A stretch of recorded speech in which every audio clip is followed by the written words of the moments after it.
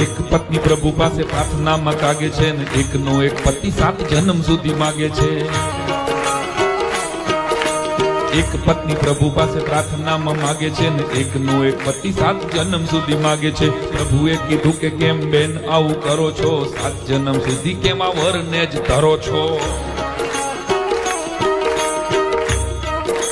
બેન બોલ્યા પ્રભુ એમાં રાજકારણ મોટું છે, મોટું છે.